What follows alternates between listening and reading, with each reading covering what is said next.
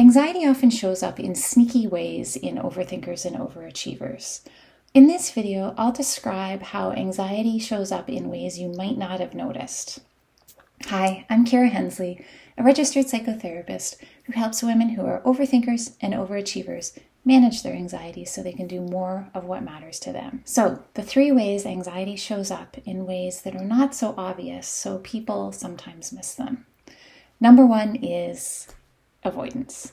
Anxiety and avoidance are BFFs. Avoidance can be either really obvious or really sneaky. Really obvious ones are like not driving on the 401 because it makes you anxious, or avoiding that phone call that you don't want to make. The not so obvious ways avoidance shows up in overthinkers and overachievers are ways like not completing tasks. So you may have, a craft room filled with projects that are unfinished, or a room that you've never quite finished decorating. Avoiding completing the task allows you to avoid the feeling of discomfort that comes with possible imperfection or possible failure to meet your expectations. Another way is that we may get wrapped up in over-preparation or organization. This type of behavior helps us feel like we're being productive, helps reduce our anxiety, but we never actually get to the project, so we never have to face those feelings of imperfection or failure. Number 2 is irritability.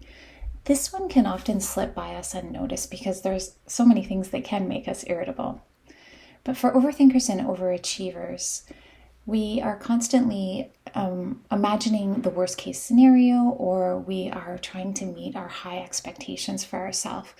And that can leave us feeling exhausted with little energy to manage our emotions. Second, situations that we feel a lack of control or there's a possibility of failure are really triggering for overthinkers and overachievers. You may notice that when you have a big presentation coming up, that you're feeling like shorter with people, a little bit more snappy, maybe easily annoyed by like little things that don't normally bother you. I know in myself, when I get irritated with my dog, who I love and adore and spoil, when I start getting annoyed by her, I know that it's time for me to step back and think, what am I feeling stressed about? How am I putting too much pressure on myself? It's kind of a cue for me to stop and take a look. Number 3 is controlling others or yourself. Controlling others shows up in ways like micromanaging, maybe being a helicopter or an overprotective parent, or being highly critical of others, or being very demanding of others. You can check to see if you're trying to control other people's behavior. Maybe you control what they eat, maybe you control their behavior. Is it in either like overt ways by telling them what to do, or more subtle ways through criticism? Controlling the self can be thought of these behaviors turned inward. So micromanaging yourself through disordered eating, or overly strict exercise routines, or maybe compulsive cleaning or tidying, or by being super critical of yourself.